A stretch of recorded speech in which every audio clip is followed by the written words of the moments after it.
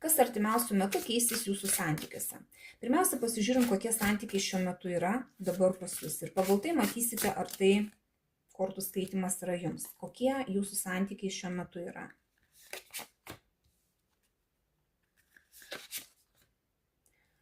Žiūrėkit, kardai sukrito.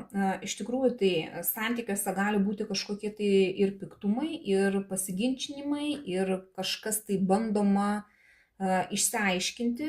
Kardų karalienė gali rodyti tai, kad jūs norite aiškumo santykiuose, jūs norite kažkokių tai tiesų, jums netinka jokios manipulacijos, nors čia ir yra kažkoks tai tiesų įrodinėjimas, bet šiuo metu jums norisi susidėlioti taškus ant i ir nukirsti tai, kas nereikalinga jums. Čia moteriška energija daugiau, bet gali būti ir vyrukams tinkanti. Žiūrim toliau. Kas artimiausių metų pradės keistis jūsų santykiuose? Kas artimiausių metų pradės keistis jūsų santykiuose?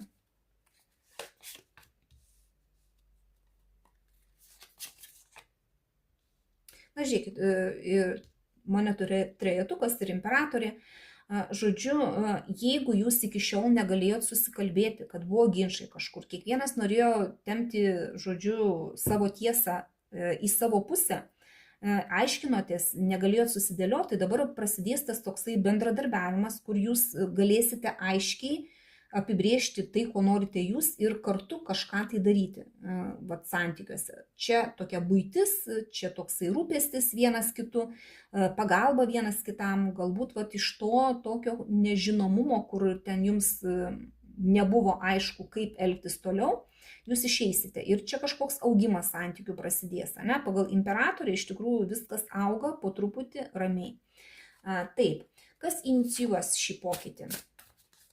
Jūs, jūsų partneris ar išorinės kažkokios tai aplinkybės. Kas inicijuos šį pokytį?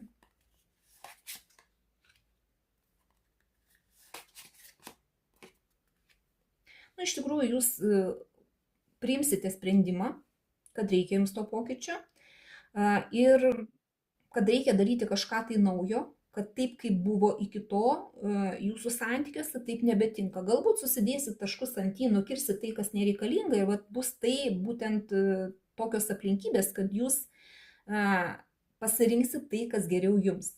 Pasirinksit veikti, negu tai, kad neginčytis, o jau pagaliau daryti kažką tai dėl jūsų santykių.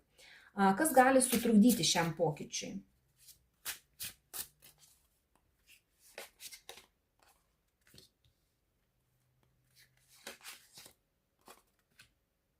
Na, iš vienos pusės gali trukdyti tai, kad vienas kažkuris jūsų santykiuose gali pasijausti aukščiau už kitą, kaip nugalėtojas, kad atsitiko taip, kaip aš norėjau, aš įrodžiau, tarkim, savo tiesą ir dabar aš nugalėjau ir dabar yra taip, kaip aš norėjau, pagal mane, Ir būtent tai gali būtent ir trukdyti, dėl to, kad partneris gali nutilėti, kaip ir nesiginčyti toliau, leisti jums ir jaustis tuo nugalėtoju, bet atšalimas gali tarp jūsų toksai pasidaryti, dėl to, kad bet kokiu atveju ten, kur yra pora, tai turi būti poros sprendimai, o ne vieno kažkurio tai. O čia greičiausiai yra vieno kažkurio tai sprendimas dėl tų santykių, dėl tų pokyčių ir gali toksai atšalimas būti.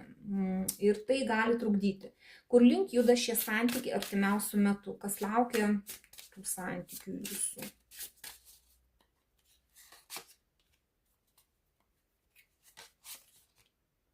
Na, žiūrėkit, vėl dvejetukai ir pasirinkimo arkanas mylimųjų. Jums reikės ir bendradarbiauti. Pagal taurių 2 tai visą laiką yra bendradarbiavimas su meile, su džiaugsmu. Mylimųjų arkanas irgi sako, kad reikia daryti pasirinkimus būtent širdimi. Tai kad neatsitiktų taip, kad nebebūtų to jūsų atšalimo, jūs vis dėlto bendradarbiaukit, neišeikit iš to bendradarbiavimo. Jeigu reikia pasirinkimą kažkokį tai daryti, tarkitės, kad tas pasirinkimas būtų abiems tinkamas. Ne vieno kažkurio tai noras būtų rinktis kažką tai, o vis dėlto prieitumėt kompromisus, kad kartu pasirinktumėt. Tada, pasižiūrėkit, čia daug yra pasirinkimo arkanų, iš tikrųjų vis dėlto jums reikės daryti kažkokius tai pasirinkimus ir tai, sakau, geriau daryti kartu, kad tie pasirinkimai liestų jūs abu. Gerai, toliau žiūrim. Ką svarbiausia žinoti, ko nepraleisti dėl šių santykių? Ką svarbiausia žinoti?